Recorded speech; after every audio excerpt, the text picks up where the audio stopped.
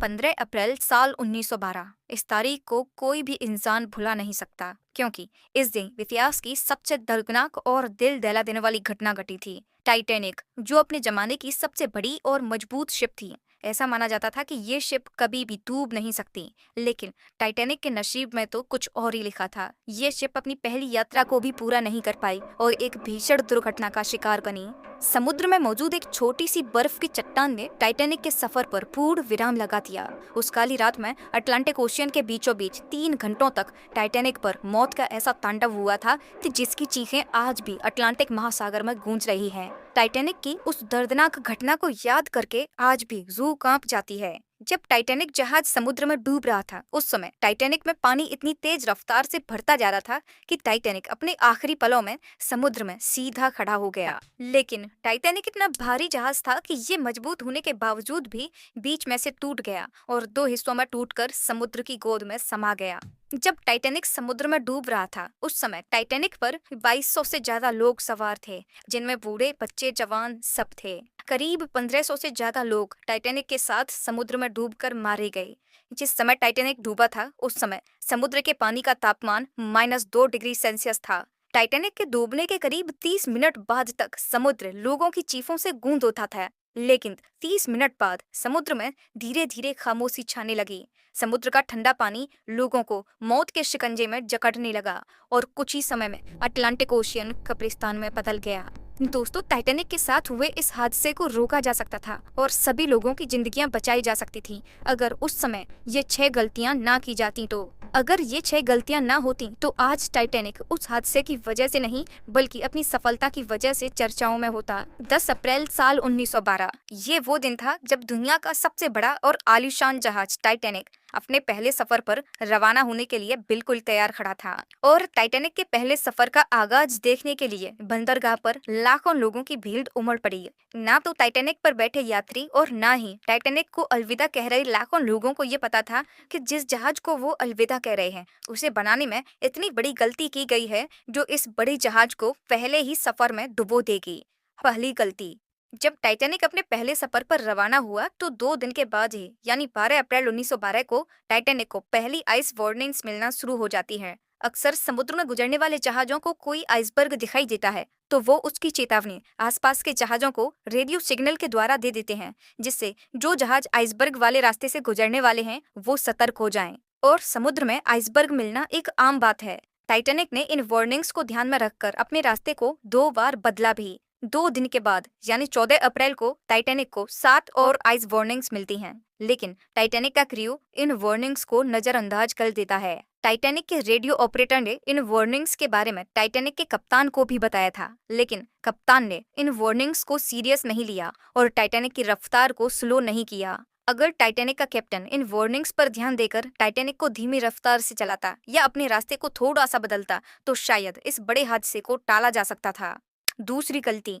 जहाज के ऊपर इस जगह पर एक क्रूज नेस्ट होता है, जिसमें 1 या 2 लोगों को बिठाया जाता है, जिससे वो जहाज के सामने आने वाली अड़चनों पर नजर रख सकें। टाइटैनिक पर इस क्रूज नेस्ट में बैठे व्यक्ति ने जब आइसबर्ग को देखा तो उसने तुरंत फोन करके बताया कि सामने आइसबर्ग है। तो फर्स्ट ऑफिसर विलियम ने इंजन रूम को संदेश भेजा कि जहाज के इंजन्स को रिवर्स में चलाओ। अगर आप टाइटैनिक के पिछले हिस्से स्टर्न को देखोगे तो इसमें 3 प्रोपेलर्स लगे हैं, जिनमें से एक प्रोपेलर मिडिल में लगा है। बीच वाले प्रोपेलर के आगे इसे पतवार बोला जाता है। ये पतवार ही शिप को लेफ्ट या राइट में मोड़ने का काम करती है, लेकिन ये पतवार तब और ज्यादा अच्छे से काम करती है जब मिडिल वाला प्रोपेलर घूमता रहे। जब फर्स्ट ऑफिसर ने इंजन रूम को संदेश भेजा कि जहाज के इंजन्स को रिवर्स में चलाओ, तो इससे हुआ ये कि पहले तो जहाज के प्रोपेलर्स बंद हुए तो जहाज को आगे धकेल रहे थे, और फिर कुछ ही सेकंड्स में ये साइड वाले प्रोपेलर्स रिवर्स में घूमना शुरू कर दिए, लेकिन पतवार की वजह से ये बीच वाला प्रोपेलर बंद ही रहा। एक्सपर्ट्स का मानना है कि अगर शिप के इंजन्स को रिवर्स में चालू नहीं किया जाता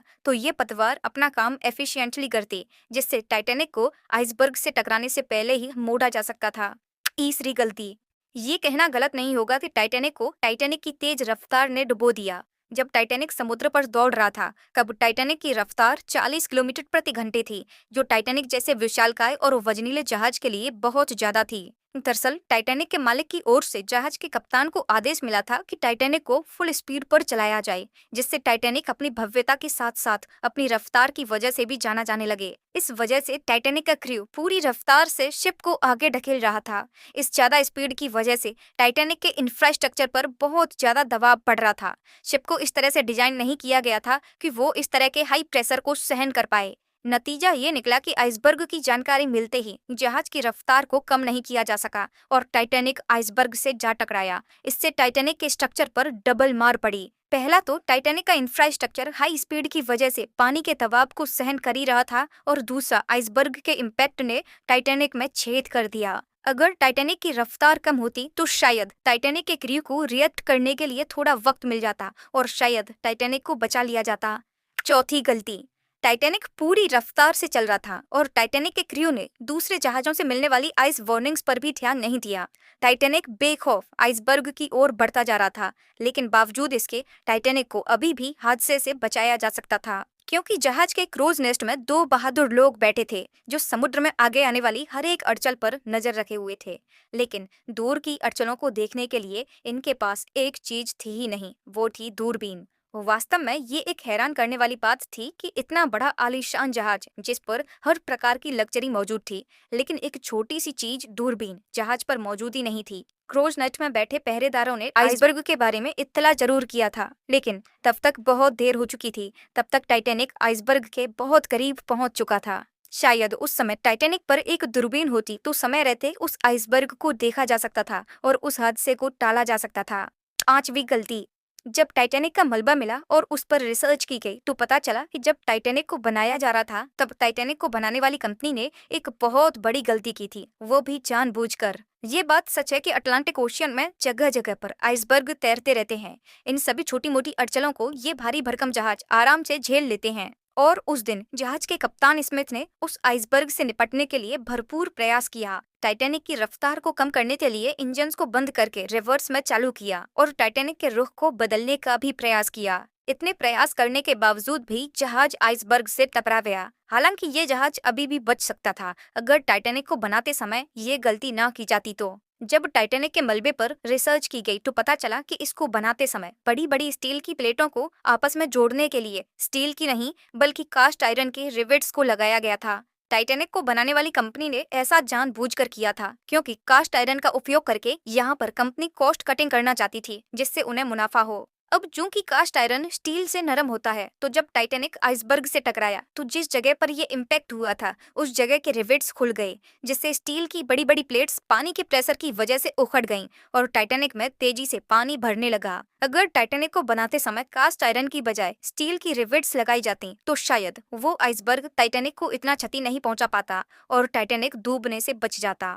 छठवीं गलती, शायद ये कहना गलत नहीं होगा कि टाइटैनिक पर गलतियों की एक चेन बन चुकी थी और इतनी गलतियों के बाद टाइटैनिक को डूबना ही था। टाइटैनिक को 16 वाटर टाइट कंपार्टमेंट्स में बांटा गया था। अगर 16 में से 4 कंपार्टमेंट्स पानी से भर भी जाएं, तो भी ये जहाज डूब नहीं सकता था। लेकिन ये इस जहाज की बदकिस्मती थी कि इसके 16 में से 6 कंपार्टमेंट्स पानी से भर चुके थे, जिसका मतलब साफ था कि अब इस जहाज को डूबने से नहीं बचाया जा सकता था। जहाज धीरे धीरे समुद्र में डूबता जा रहा था और पानी जहाज के ऊपर से बहने लगा। इस जहाज को डूबने में 2 घंटे 40 मिनट लगे। ये इतना समय था कि जहाज पर मौजूद हर एक पैसेंजर को बचाया जा सकता था, लेकिन जहाज पर पर्याप्त लाइफ बोट्स ही मौजूद नहीं थे। जहाज पर सिर्फ 20 ही लाइफ बोट्स थी जिनमें महज 1200 लोगों को ही बिठाया जा सकता था, लेकिन उस समय जहाज पर करीब 2200 से ज्यादा लोग मौजूद थे। जब टाइटैनिक डूब रहा था तब चारों ओर अफरा तफरी का माहौल हो चुका था। हर कोई लाइफ बोट्स में अपनी अपनी जगह बनाना चाहता था, लेकिन अफरा तफरी का माहौल इतना था कि लाइफ बोट्स को सिर्फ आधा ही भरा जा रहा था और उन्हें पानी में उतार दिया जा रहा था। जब रात के 2:05 पर जहाज से आखिरी लाइफ बोट को उतारा गया, उस समय अभी भी जहाज पर 1500 से ज्यादा लोग मौजूद थे। लाइफ बोट्स में केवल उन्हीं लोगों को बिठाया गया था जो ज्यादा अमीर थे। जहाज बहुत तेजी से समुद्र में डूबता जा रहा था। 2:18 पर एक शॉर्ट सर्किट होता है जिससे टाइटैनिक पर अंधेरा छा जाता है और जहाज 2 हिस्सों में टूटता है और समुद्र के हवाले हो जाता है। ऐसा माना जाता है कि मरने वाले लोगों की संख्या 1500 से कहीं ज्यादा थी, क्योंकि जहाज पर बहुत से लोग बगैर टिकट के भी सवार हुए थे जिनका कोई रिकॉर्ड नहीं। ये आखिरी गलती ओवर कॉन्फिडेंस था, क्योंकि इससे पहले कैप्टन स्मिथ टाइटैनिक की सिस्टर शिप ओलंपिक का कैप्टन था और एक दिन ओलंपिक शिप इसी तरह की एक चट्टान से टकराकर डैमेज भी हुई थी, लेकिन ओलंपिक शिप उस हादसे को झेल गई। टाइटैनिक को भी सेम ओलंपिक की तरह ही बनाया गया था और इसका प्रचार भी इसी तरह से किया गया था कि ये जहाज कभी डूब नहीं सकता। इसी ओवर कॉन्फिडेंस में जहाज पर पर्याप्त लाइफ बोट्स रखने में तवज्जो नहीं दी गई, जिसका खामियाजा 1500 से ज्यादा लोगों को अपनी जान गंवाकर भुगतना पड़ा। दोस्तों, टाइटैनिक का हादसा सच में रूह कपा देने वाला